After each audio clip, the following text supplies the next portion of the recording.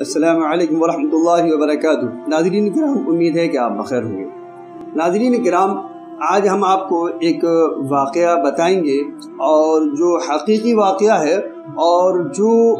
آپ کو یہ بتائے گا کہ اللہ تعالیٰ قرآن کی حفاظت کس طرح کرتے ہیں، اور اللہ تعالیٰ کرنا چاہیں تو کس طرح کرواتے ہیں۔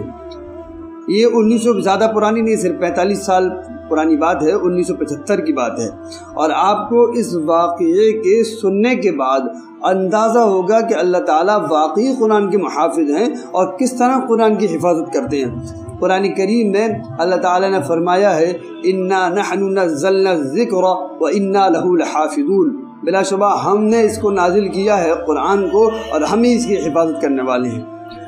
اب میں مختصر انداز میں آپ کو بتاتا ہوں کس طرح سے اللہ تعالیٰ قرآن کی حفاظت کرتے ہیں۔ ماسکو کا نام آپ نے سنا ہوگا، آپ سب سنتے ہیں، 1975 کی بات ہے۔ ماسکو کا یہ عالم تھا کہ وہاں پر کسی کے گھر میں اگر قرآن مل جائے یا قرآن کا کوئی ایک حرف یا ایک آیت مل جائے تو حکومت جو اس وقت کی تھی وہ اس کو سزا دیتی تھی، جیل میں بند کر دیتی تھی اور اس کو سخت سزا دیتی تھی۔ ہمارے ایک صاحب، ایک مسلم وہاں گئے اور ماسکو میں، اور وہاں ایک صاحب کے یہاں وہ مہمان ہوئے۔ جمعہ کا دن تھا، اتفاق امر، تو انہوں نے کہا میں جمعہ کی نماز کے لیے مسجد جانا چاہتا ہوں۔ تو انہوں نے کہا کہ یہاں تمام ہی مسجدوں کو استبل خانہ بنا دیا گیا ہے، یعنی مسجدیں بند کر دی گئی ہیں، مسجدوں میں گھوڑے اور دیگر جانور بند رہے ہیں، صرف ایک دو مسجدیں کھلی ہوئی ہیں جہاں نماز ہوتی ہے، اور وہ بھی کبھی ہوتی ہے، کبھی مسجدیں بند رہتی ہیں، جب چاہتی ہے حکومت بند کر دیتی ہے، اور کوئی نظم نہیں ہے، کوئی امام کا انتظام نہیں، کوئی مؤذن کا انتظام نہیں، یہاں حکومت کی طرف سے بہت زیادہ سختی ہے اور مسجد میں پابندی ہے۔ تو انہوں نے کہا تم ایک دو مسجد ایسی بتاؤ کہ جہاں پر جو کھل سکتی ہو۔ تو انہوں نے کہا کہ فلاں مسجد ہے، آپ وہاں چلے جائیے، ہو سکتا ہے بند ہو، لیکن ہمیں یہ اندیشہ ہے کہ آپ کے وہاں جانے سے آپ کو نقصان ہو سکتا ہے۔ انہوں نے کہا کوئی بات نہیں، میں ایک مسلمان ہوں اور میں جمعہ کی نماز اپنے ملک میں بھی مسجد میں پڑھتا تھا اور یہاں بھی انشاءاللہ مسجد میں پڑھوں گا، آپ مجھے بس پتہ بتائیے۔ یہ وہاں سے اجازت لے کر آ گئے، مسجد میں جو ان کو پتہ بتایا گیا تھا وہاں آئے، اور جب مسجد میں آئے تو وہاں مسجد میں تالا لگا ہوا تھا۔ تو مسجد معلوم کیا چابی کس کے پاس ہے، تو معلوم ہوا کہ مسجد کے پڑوسی کے پاس ہی اس کی مسجد کی چابی تھی۔ تو انہوں نے کہا بھائی مجھے چابی دیجیے، میں نماز پڑھنا چاہتا ہوں۔ تو انہوں نے کہا چابی تو ہم دے دیں گے آپ کو،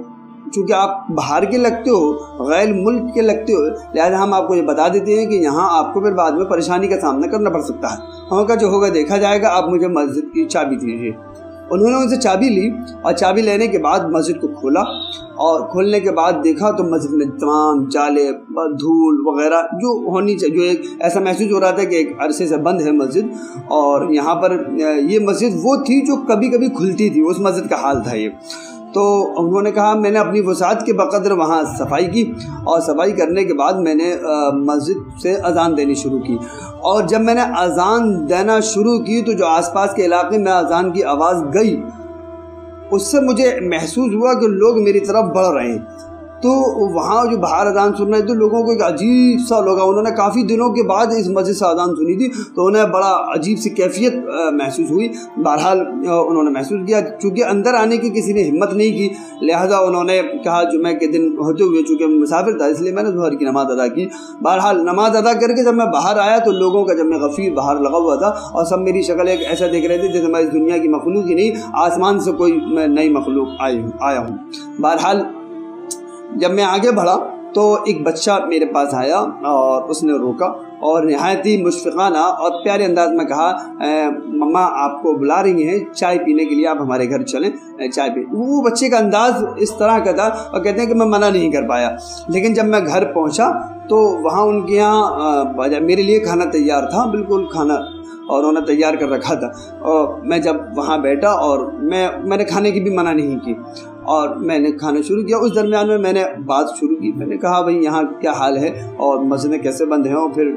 تو انہوں نے کہا کہ وہ تو یہاں آپ دیکھ ہی رہے ہیں حکومت نے جو کچھ کیا ہے، لیکن اللہ کا انعام ہے کہ آپ کے سامنے یہ بچہ بیٹھا ہے، یہ قرآن کا حافظ ہے۔ تو کہہ رہے مجھے بڑا تعجب ہوا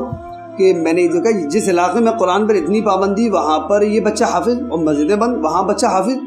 تو میں نے فوراً اپنی جیب سے قرآن نکالا اور کہا یہ پڑھو۔ اب وہ بچہ میری شکل دیکھتا، اپنے والدین کی شکل دیکھتا، کبھی میری شکل دیکھتا، کبھی والدین کی شکل دیکھتا۔ اب میں نے ان سے یہ کہا، ان کے والدین سے، کہ آپ تو کہہ رہے ہیں یہ بچہ حافظ ہے، یہ تو قرآن پڑھ نہیں پا رہا۔ انہوں نے کہا یہ بچہ دیکھ کر قرآن نہیں پڑھے گا، یہ بچہ حافظ، آپ کہیں سے بھی پڑھنا شروع کیجیے۔ کہ میں نے پڑھنا شروع کیا، اس نے اس سے آگے پڑھنا شروع کر دیا، پھر میں نے دوسری جگہ پڑھنا شروع کیا، انہوں نے اس سے آگے پڑھنا شروع کر دیا۔ تو میں نے کہا میں نے کئی جگہ سے اس طرح پڑھا اور بچے نے اس سے آگے پڑھنا شروع کر دیا۔ کہنے لگے، انہوں نے بتایا کہ ہمارا طریقہ یہ رہتا ہے کہ جب حکومت نے بہت زیادہ پابندی لگا دی اور ہمیں ایسا لگنے لگا کہ قرآن ختم نہ ہو جائے، اور تو پھر ہم نے یہ کیا کہ یہاں پر درزی اور کیا نام ہے کسان کھیتی کر رہے ہیں، اور لوہار کی دکانیں اور طرح طرح کی جو کام کرتے ہیں، جو لوگوں کو بچوں کو فن سکھاتے ہیں، کچھ نہ کچھ کاریگری کرتے ہیں، ہم اپنے بچوں کو ان کے پاس فن سکھانے کے بہانے بھیج دیتے ہیں، اور وہ اتنی دیر میں بچوں کو قرآن کریم زبانی یاد کرا دیتے ہیں، اتنا یاد کرا دیتے ہیں۔ اس طرح سے یہاں تقریباً اس بستی میں ہر بچہ قرآن کا حافظ ہے، باوجود اس کے کہ وہ ناظرہ نہیں پڑھ پا رہے۔ آپ دیکھیے اللہ کی کرامت اور قرآن کا معجزہ کہ قرآن کی حفاظت اللہ تعالیٰ ان صفحات کے ذریعے سے نہیں کرتا۔ جو لوگ یہ سمجھتے ہیں کہ قرآن کی حفاظت ان صفحات کے ذریعے سے ہو رہی ہے، یہ ہمارا ذہن ہے، کیونکہ ہم اس ملک میں اتنی آزادی کے باوجود، قرآن پڑھنے کی آزادی کے باوجود، اور ہمیں با اختیار ہم قرآن پڑھنے میں، اس کے باوجود ہم قرآن نہیں پڑھتے، اور ہم سمجھتے ہیں قرآن صرف الفاظ میں ہے۔ نہیں، ہم سمجھتے ہیں، یہ ہماری سمجھ ہے، لیکن اصل قرآن سینوں میں محفوظ ہے، اور وہ اس طرح سے اللہ تعالیٰ اس کی حفاظت کرتے ہیں۔ اور قرآن کو لاکھ قرآن کے دشمن اگر لاکھوں نسخے اس کے جلا بھی دیں نعوذ باللہ، تو بھی اللہ تعالیٰ اس قرآن کے محافظ ہے، اور اس کی حفاظت کا انتظام اللہ تعالیٰ خود کریں گے، کیونکہ اس دنیا کا مالک اللہ ہے، احکم الحاکمین، بہرحال اللہ ہے۔ ہمیں اس بات کو نہیں بھولنا چاہیے، اور اللہ ہی قرآن کا محافظ ہے، اور اللہ ہی ہمارا حقیقی مالک ہے۔ آپ دیکھیے قرآن کا اعجاز کہ اللہ تعالیٰ جب قرآن کی حفاظت کرتا ہے تو کس طرح کرتا ہے۔ اس لیے ہمیں کسی بھی قسم کی فکر کرنے کی ضرورت نہیں ہے اپنے قرآن کے سلسلے میں۔ اللہ محافظ ہے، وہ اس کی بدقسمتی ہے جو قرآن پر کسی بھی طرح کی کم و بیشی کا قائل ہو یا قرآن پر انگلی اٹھاتا ہو، وہ اس کی